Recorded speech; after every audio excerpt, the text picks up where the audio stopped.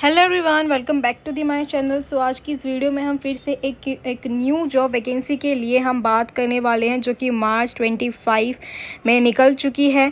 आज की ये वीडियो उन लोगों के लिए, उन कैंडिडेट्स के लिए है जो कि 2026 में मार्च से अप्रैल के बीच में कोई एग्ज़ाम फॉर्म भरना चाहते हैं, यानी कि वो अपना करियर जो है गवर्नमेंट सेक्टर में बनाना चाहते हैं। तो ये वीडियो आप लोगों के लिए रहने वाली है। तो आज हम बात करेंगे UP cooperative bank various post recruitment 2026 के बारे में। तो दोस्तों, यहाँ पर आपके लिए काफ़ी पदों पर भर्ती निकाली है। अलग अलग पोस्ट पर आपके लिए अलग अलग नंबर ऑफ़ पोस्ट निकाली गई हैं। तो आज की इस वीडियो में हम बात करने वाले हैं UP cooperative institute service board के बारे में कि यहाँ पर कितनी पोस्ट, कितनी नंबर ऑफ़ पोस्ट निकाली गई है, क्या एप्लीकेशन डेट रहने वाली है, क्या लास्ट डेट रहने वाली है, एग्ज़ाम डेट, इसके अलावा आपकी उम्र कितनी होनी चाहिए, आपकी कितनी उम्र होनी चाहिए इस एग्ज़ामिनेशन फॉर्म को भरने के लिए, मिनिमम से लेकर मैक्सिमम आपकी क्वालिफ़िकेशन क्या होनी चाहिए, इन सभी चीज़ों के बारे में आज हम इस अपने यूट्यूब चैनल पर जानने वाले हैं। तो दोस्तों, आज इस वीडियो में हम बात करेंगे 116 यानी कि 116 पोस्ट के बारे में। तो यहाँ पर आपको मैनेजर की पोस्ट, जूनियर मैनेजर, असिस्टेंट्स, इन सभी चीज़ों की रिगार्डिंग आपको हम बताएंगे कि यूपी कोऑपरेटिव बैंक में आप कैसे आपकी भर्ती हो सकती है, क्या सिलेक्शन मोड रहेगा।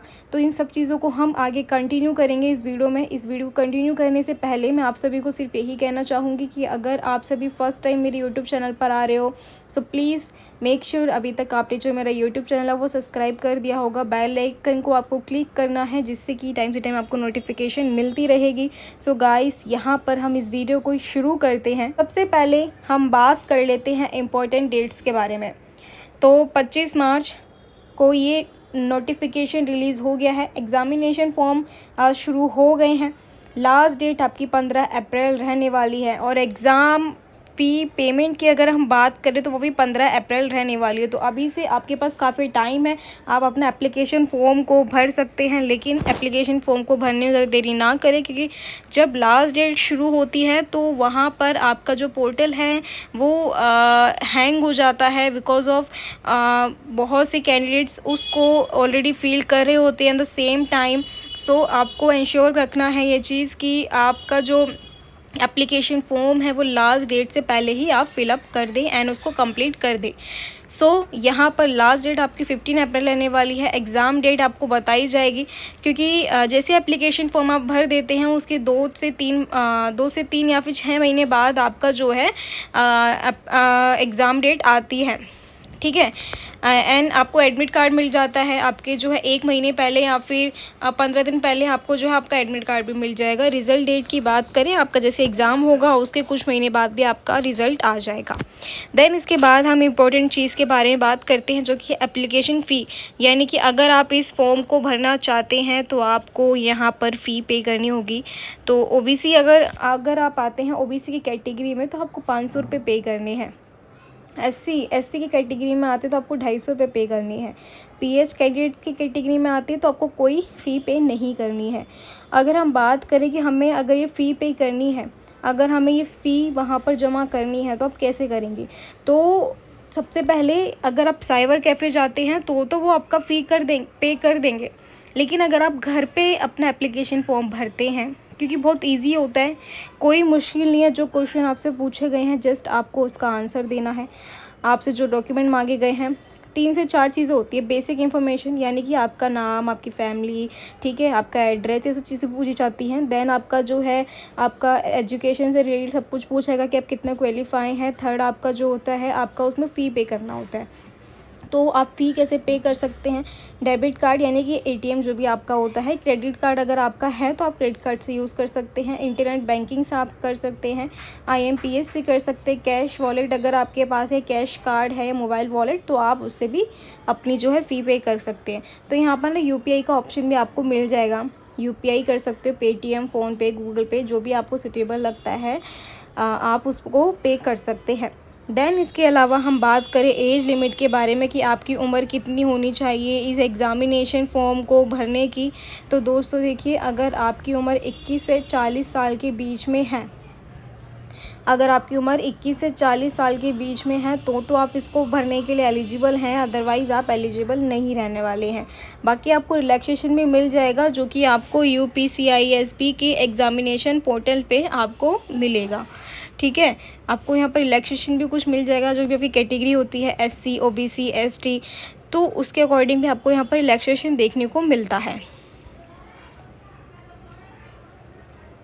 देन इसके अलावा अगर हम बात करें कि आपकी जो है पोस्ट नेम क्या रहने वाला है और नंबर ऑफ़ पोस्ट क्या रहने वाली है, तो देखिए मैनेजर यहाँ पर ना 5 पोस्ट हैं। मैनेजर, जूनियर मैनेजर, असिस्टेंट यानी कैशियर, ठीक है, assistant typist, assistant engineer civil, तो 5 पोस्ट यहाँ पर रहने वाली है।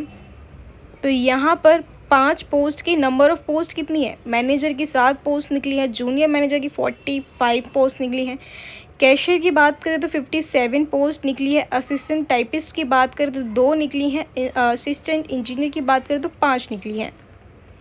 देन इसके अलावा हम बात करें कि पोस्ट नेम क्या है मैनेजर और क्वालिफ़िकेशन क्या रहेगी उसकी। सबसे इम्पोर्टेंट चीज़ आपकी क्वालिफ़िकेशन या मैटर करती है।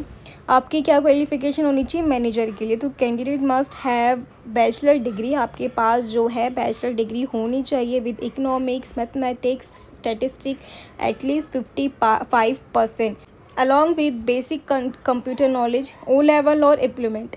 तो यहाँ पर आपका जो है या तो आपने BTech किया हुआ है, BE किया हुआ इन कंप्यूटर साइंस में, ठीक है, उसमें 55% आपके मार्क्स होने चाहिए। आपने MBA किया हो तो फाइनेंस में या फिर HR में किया हो, ठीक है, तो आपका ये इम्पॉर्टेंट है। आपके पास डिग्री होनी चाहिए, 55 मार्क्स होने चाहिए और कॉमर्स स्ट्रीम से आप होने चाहिए। देन जूनियर मैनेजर की हम बात करें तो यहाँ भी आपके पास डिग्री होनी चाहिए, economics, mathematics, statistics with at least 55%। बाकी अगर आपने MBA किया हुआ है तो आपका फाइनेंस, HR या बैंकिंग में होना चाहिए। इसके अलावा अगर आपने कोई कंप्यूटर की, अगर आप टाइपिस्ट या फिर उस चीज़ों में जाना चाहते हैं तो आपके पास O लेवल या फिर कोई और BTech या BE या BCA की डिग्री होनी चाहिए। O level is the diploma, तो वो तो एक डिप्लोमा है, ठीक है। एंड उसके अलावा असिस्टेंट कैशियर के लिए आपका जो है candidate must have bachelor degree with at least 55%। किसी भी रीऑर्गेनाइज यूनिवर्सिटी से आपने बस कंप्लीट किया होना चाहिए। उसके साथ ही साथ आपके पास minimum CCC certificate in computer होना चाहिए विच इज़ मैंडेटरी, ठीक है, जो कि मैंडेटरी है।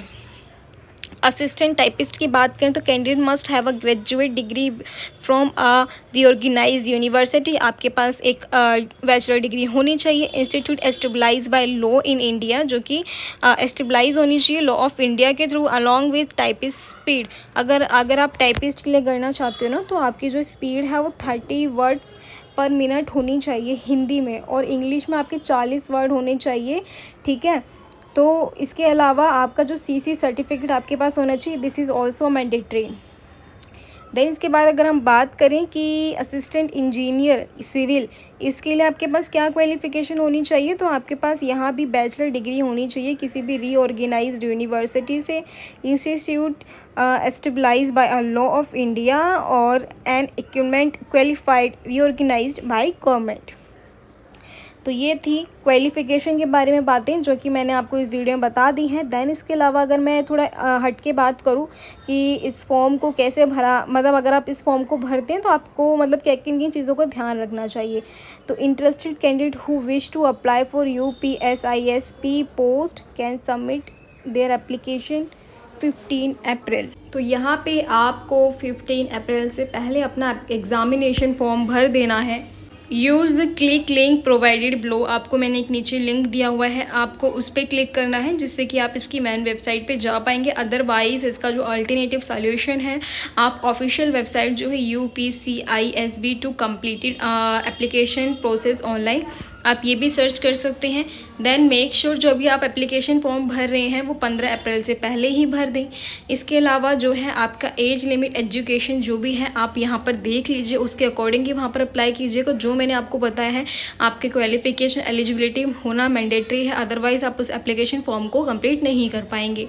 देन इसके बाद अगर हम बात करें सिलेक्शन ऑफ मोड की, कि सिलेक्शन ऑफ मोड क्या रहेगा, तो सबसे पहले आपका प्री होगा, मतलब यहाँ पर पहला टेस्ट आपको प्री क्लियर करना होगा। प्री क्लियर हो जाएगा तब आपका मेंस क्लियर करना होगा। मेंस क्लियर हो जाएगा तो आपको टाइपिंग टेस्ट, अगर आप टाइपिस्ट के लिए कर रहे हो तो टाइपिंग टेस्ट आपको करना पड़ेगा। देन आपका मेडिकल एग्ज़ाम होगा, देन आपका डॉक्यूमेंट वेरिफिकेशन होगा। तो दोस्तों यहाँ पर ये सारी चीज़ें थी जो कि मैंने आपको बताई हैं। आई होप आपको ये वीडियो अच्छी लगी होगी, जो कि मैंने यूपी कोऑपरेटिव बैंक के बारे में बताइए, रिक्रूटमेंट 2026 की। आई होप आपको ये वीडियो अच्छी लगी होगी। अगर ये वीडियो अच्छी लगी हो तो ऐसी और ही वीडियोज़ के लिए मेरे चैनल को सब्सक्राइब कर लीजिए। बाकी मिलते हैं अपनी अगले वीडियो में। Bye bye.